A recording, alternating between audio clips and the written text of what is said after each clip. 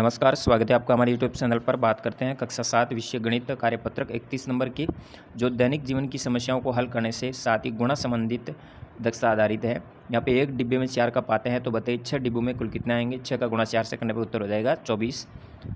फिर दूसरे प्रश्न में, एक दर्जी 2 घंटे में एक स्कूल ड्रेस सिलता है, तो एक दिन में वो 10 घंटे सिलाई करे तो 100 दिन में वो कितनी ड्रेसें सिलेगा। तो हो जाएगा 500 ड्रेस, उत्तर हो जाएगा। इसमें सुनीता के पापा पार्क में सुबह 2 घंटे और शाम को 2 चक्कर लगाते हैं। टोटल दिन में 4 चक्कर हो गए। और जून के महीने में कितने लगाएंगे। जून में 30 दिन होते हैं, तो एक दिन में 4 चक्कर, 30 दिन में 30 का गुणा 4 से करने पर 120 चक्कर लगाएंगे। चौथे प्रश्न में, सबीना ने 48 तकिए के कवर खरीदे। एक गुलाब की कीमत 60 रुपये। अब एक की 60 रुपये है, तो ऐसे 30 कवर की कितनी होगी। तो 30 का गुणा 60 से करने पर 1800 रुपये हो जाएंगी। इसी तरह रमा प्रतिदिन 12 मटके बनाती है। एक दिन में 12 मटके बनाती है, 90 दिन में कितने बनाएगी।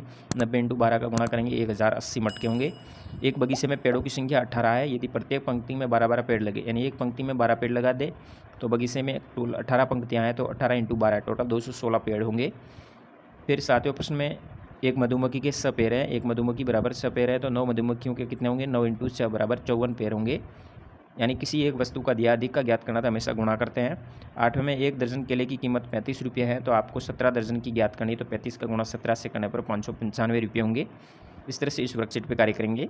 बात करते हैं वर्कशीट नंबर 32 में, जिनमें 3 अंकों तक की संख्याओं के भाग की समझ विकसित करने से संबंधित है।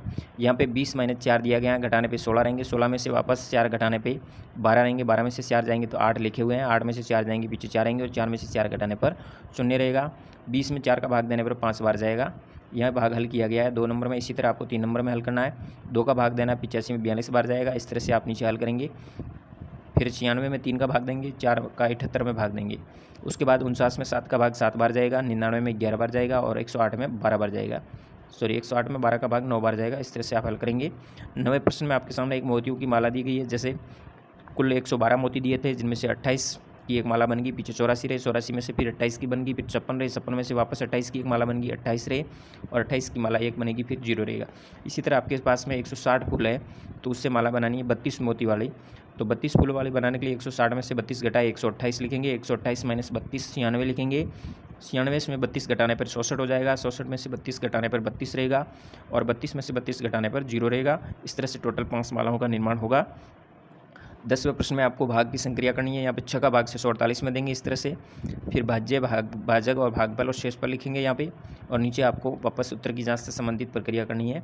फिर 8वें में 837 में 9 का भाग देना है। तो इस तरह से इस कार्यशीट पर कार्य करेंगे। बात करते हैं कार्यपत्रक 33 की, जिसमें 3 अंकों तक की संख्याओं के भाग की समझ विकसित करने से संबंधित है। 3 का भाग 36 में 12 बार जाएगा। इस तरह से हल करेंगे। 10 का भाग 10 में 1 बार जाएगा। 6 का भाग 54 में 9 बार जाएगा, भागफल आएगा।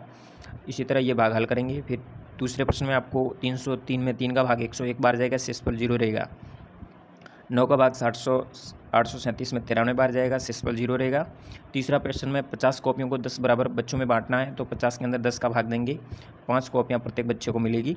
यहाँ पे एक विद्यालय में कुल 240 विद्यार्थी है। प्रत्येक विद्यार्थी को 4 बराबर समूह में बांटना है, तो 240 में 4 का भाग देंगे। टोटल 60 विद्यार्थी प्रत्येक समूह में होंगे।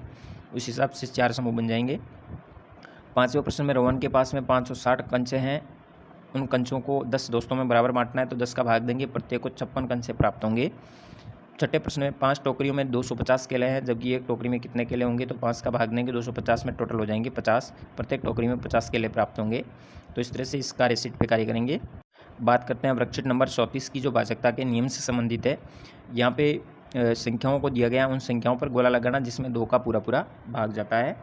तो 2 का उन संख्याओं में भाग जाएगा जिसके इकाई के स्थान पर 0, 2, 4, 6, 8 हो, तो उसके अंदर 2 से पूर्णतः विभाज्य होती है। यहाँ पे 0, 2, 4, 6 वाली संख्याओं के ऊपर गोला घेरा कर देंगे, जिसका इकाइकांक है। फिर दूसरे प्रश्न में सत्य असत्य कथनों को छांटना है। संख्या 13 विषम संख्या है, बिल्कुल सही बात है, क्योंकि इसका इकाई का अंक 0, 2, 4, 8 नहीं है, इसलिए सही होगा। फिर दूसरा प्रश्न, संख्या 1, 2, 3 में इकाई का अंक 2 है, असत्य है। इसमें इकाई का अंक 1, 2 नहीं है, दाई का अंक 2 है, जबकि इकाई का अंक 3 है। संख्या 234 सम संख्या है, बिल्कुल सही है। वह संख्या जिसमें इकाई का अंक 2 है वह सम संख्या है, सत्य करेंगे इसको भी। अगले में तीसरे प्रश्न में सम और विषम संख्याओं को छांट करके अलग करना है। तो यहाँ पे दी गई संख्याओं को सम और विषम अलग करेंगे। सम संख्या इनमें होगी 12, 164, 7004, 60, 888 और 7382।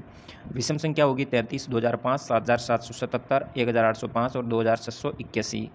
इसी तरह चौथे प्रश्न में आपके सामने कुछ संख्या दी है, जो सम संख्या उसके ऊपर गोल घेरा बनाएंगे और विषम संख्या पे चौकोर का निशान बनाएंगे। सम संख्या ये होगी 2008 होगी, 8732 होगी, 8734 होगी, 612 होगी। बाकी के ऊपर चौकोर खाना बनाएंगे। इसी तरह इसमें सभी पहला प्रश्न दिया गया है, सभी सम संख्या आपको यहाँ पे लिखनी है।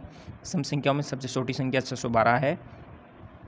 दी गई विषम संख्याओं में सबसे बड़ी संख्या क्या होगी, 2017 होगी। और 121 सम संख्या, विषम संख्या 121 विषम संख्या, क्योंकि इकाइकांक 1 दिया गया है जो कि 0, 2, 4, 8 में से नहीं है। तो इस तरह से इस वर्कशीट पे कार्य करेंगे। बात करते हैं 35 नंबर, जो भाजकता के नियम से संबंधित है। ये भी इसमें पहला प्रश्न दिया गया है, नीचे कुछ संख्याएं दी हैं, उन संख्याओं का गोला लगाना जिसमें 5 का पूरा भाग जाता है। तो 5 का भाग उन्हीं संख्याओं में जाएगा जिसका इकाइकांक 0 और 5 होगा। तो उन्हीं जिसके इकाइकांक 0 और 5 है उन पर गोल घेरा लगा देंगे। 25 है, 30 है, 35 है, 45 है, 50 है, 75 है, इस तरह से गोल घेरा लगाएंगे। दूसरे प्रश्न में रिक्त स्थान दिया गया, वहाँ पे ऐसी संख्या लिखे जैसे ये 10 से विभाजित हो जाए तो सभी रिक्त स्थान पे 0 लिखेंगे, तो ये विभाजित हो जाएगी। तीसरे प्रश्न में आपके सामने संख्या दी है जिसमें गुणनखंड और गुणनखंडों की संख्या लिखनी है। जैसे संख्या 1 है तो 1 में केवल 1 का ही भाग जाएगा, 1 हो गई, इसलिए गुणनखंड इसमें 1 ही होगा। 2 में 1 और 2 दोनों का जाएगा तो इसका गुणनखंड 2 हो गया। 3 में 1 और 3 का जाएगा, 2 का पूरा नहीं जाता, इसलिए इसके भी गुणनखंड 2 होंगे। फिर बात करते हैं 4 का, 4 के अंदर 1 का जाएगा, 2 का जाएगा, 4 का जाएगा, इसलिए इसके गुणनखंड 3 होंगे। तो यहाँ से 1 से लगा के 16 तक टोटल संख्या दी है। जैसे 16 की बात करते हैं तो 1 का जाएगा, 2 का जाएगा, 4 का जाएगा, 8 का जाएगा, 16 का जाएगा, इस तरह से इसके गुणनखंड 5 हो जाएंगे। तो इस तरह से आपको यहाँ संख्या लिखनी है। फिर चौथे प्रश्न में भाज्य संख्याओं पे गोल घेरा लगाना है। यहाँ पे जो भाज्य है, भाज्य वो संख्या होती है जो 1 से अधिक, 2 या 2 से अधिक जिनके गुणनखंड होते हैं, यानी 2 या 2 से अधिक संख्याओं से वो भाज्य होती है जिसमें भाग जाता है। तो 4, 6, 8, 9 ऐसी संख्या है जिसके ऊपर गोल घेरा करना है, जो दूसरी संख्याओं से भी भाज्य होती है। पाँचवें प्रश्न में आपके सामने नीचे लिखी संख्याओं में किस किस संख्या से भाज्य है। जैसे 10 किस किस से भाज्य होता है, 1 से, 2 से, 5 से, 10 से। 16 1, 2, 4, 8, 16, 15 1, 3, 5, 15 और 25 1, 5, 25। इस तरह से आपको वर्कशीट नंबर 35 पे कार्य करना होगा। धन्यवाद। जय हिंद, वंदे मातरम।